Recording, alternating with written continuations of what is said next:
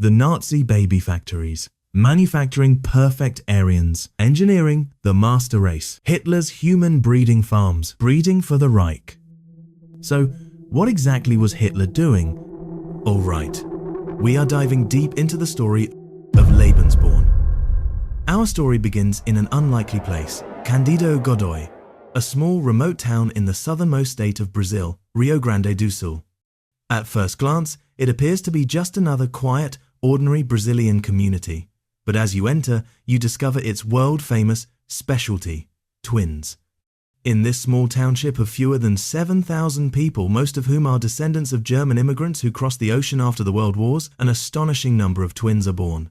Statistically, the twin birth rate here has reached a staggering 20%.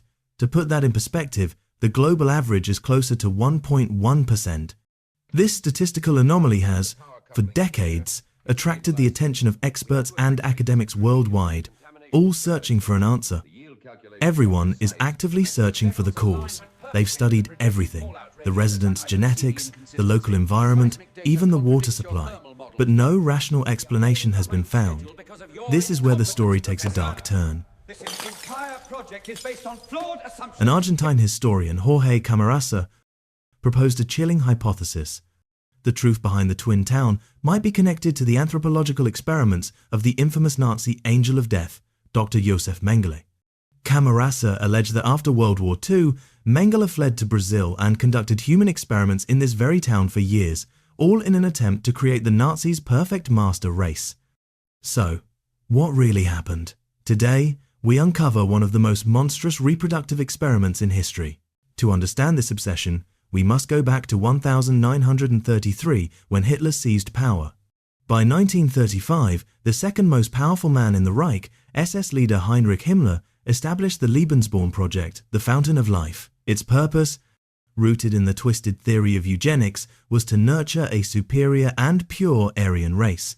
Eugenics, a concept popularized in the late 19th century, was embraced by Hitler as a tool to cleanse the gene pool and eliminate inferior races. This was amplified by social Darwinism, the idea that survival of the fittest applies to human societies. For Hitler and Himmler, natural selection was too slow. They believed human intervention was necessary to engineer their master race. This was the genesis of Lebensborn.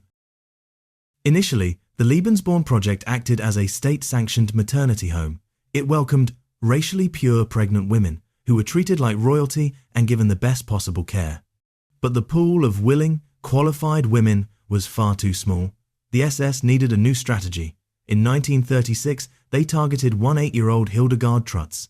With her blonde hair, blue eyes, and tall frame, she was the Nazi ideal.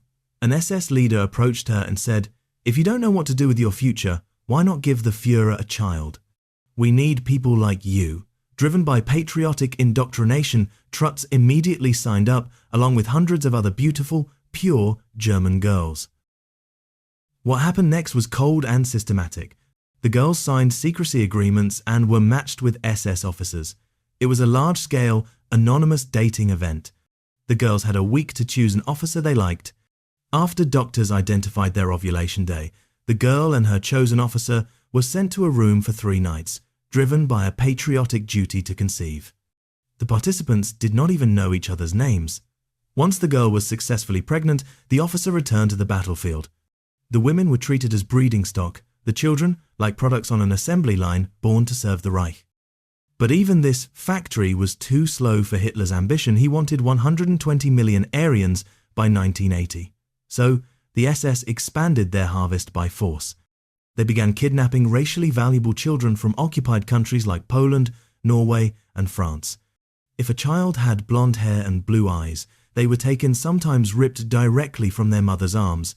These children were subjected to medical classifications: excellent, acceptable, or unsatisfactory. Those deemed unsatisfactory were sent to concentration camps and the gas chambers. An estimated 250,000 children were abducted, only a fraction survived. This brings us back to Josef Mengele. He sought to accelerate production even further. His solution? Twins. He theorized that if he could unlock the secret to artificially inducing twin births, he could double the Aryan birth rate. Auschwitz became his personal laboratory. Mengele, known for his meticulous, almost obsessive-compulsive nature, took charge. He experimented on approximately 1,500 pairs of twins.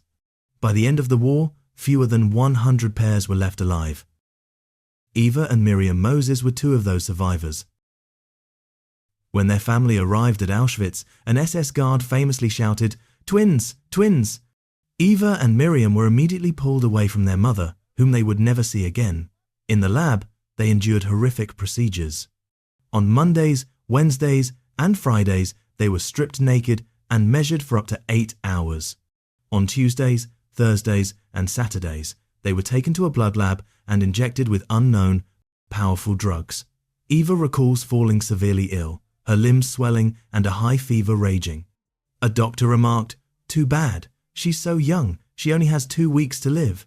Eva survived, driven by a single thought, "I must not die." When the camp was liberated in 1945, she and Miriam were among the few twin survivors. They later moved to Israel, but the experiments left a permanent mark. When Miriam had children, her kidneys failed. They had stopped growing the day the experiments began. Eva, without hesitation, donated one of her own kidneys, saying, "I have 2 kidneys, but I only have 1 sister." Despite the transplant, Miriam's health declined, and she passed away in 1993. Eva dedicated the rest of her life to telling their story, passing away in 2019. And what of the pure Lebensborn children? After the war, these children, once prized as the light of Germany, became symbols of national shame. In Norway, which had the largest Lebensborn program outside Germany, the children were labeled German brats or Nazi spawn. They were ostracized, abused, and many were locked away in mental institutions. A local pastor even suggested they be scrubbed until the Nazi smell is gone. In 2018, the Norwegian Prime Minister finally issued a formal apology for the state's failure to protect them. But the psychological trauma remains, with survivors showing significantly higher suicide rates. This brings us back to Candido Godoy, the twin town in Brazil. Frightened by the theory of Mengele's experiments, residents cooperated with Brazilian scientists for an in-depth investigation. The results were conclusive.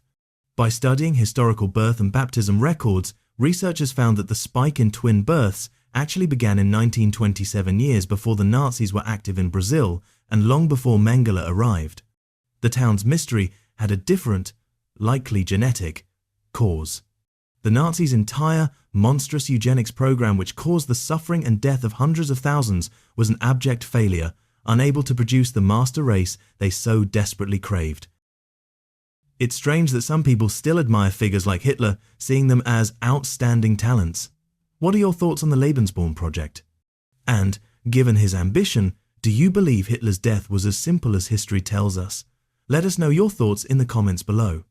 Thank you for watching, and if you found this video informative, please share it and subscribe for more hidden histories.